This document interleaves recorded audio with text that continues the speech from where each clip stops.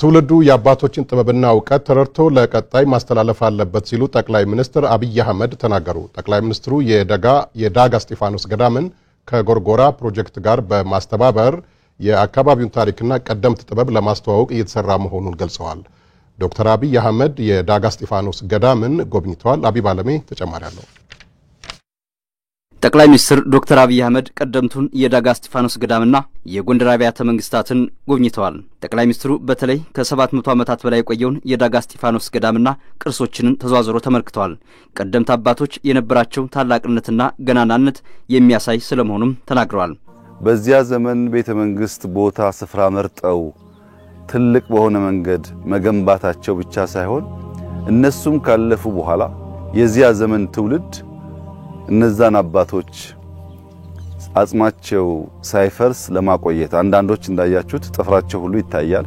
በዚያ ደረጃ ለማቆየት የሚያስችል ጥበብ እና የልብ ስፋትም ጥበብ ብቻውን በቂ አይደለም። የልብ ስፋትም ያለበት ዘመን እንደሆነ ያሳያል።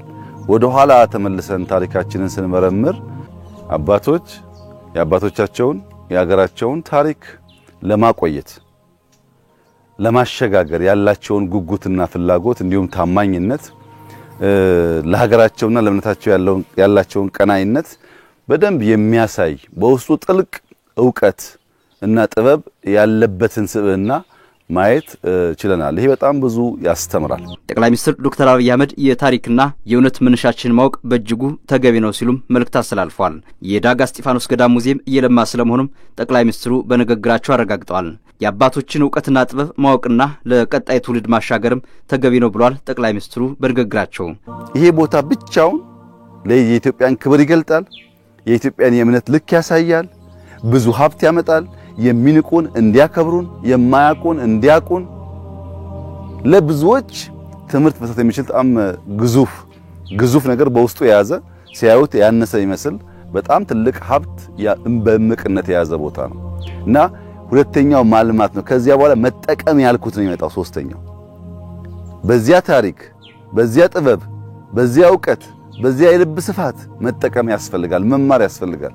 ትውልድ እዚህ ቦታ መጥቶ ታሪኩን ቢያይ እዚህ ቦታ ያሉትን አባቶች ቢያይ ብዙ ትምህርት የሚቀስም ይመስለኛል።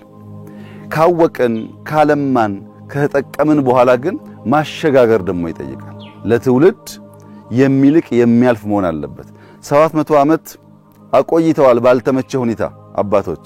ሌላ ብዙ መቶ ዓመታት መቆየት እንዲችል አሁን ያለው ትውልድ ደግሞ ማስተካከል፣ ማሳመር፣ ማስዋብ፣ ማሳወቅ ያለበት ይመስለኛል። የዳጋ እስጢፋኖስ ገዳምን ከጎርጎራ ፕሮጀክት ልማት ጋር በማስተባበር የአካባቢውን ዕውቀትና ታሪክ ለማስተዋወቅም እየተሰራ ስለመሆኑ ጠቅላይ ሚኒስትር ዶክተር አብይ አህመድ አስታውቀዋል።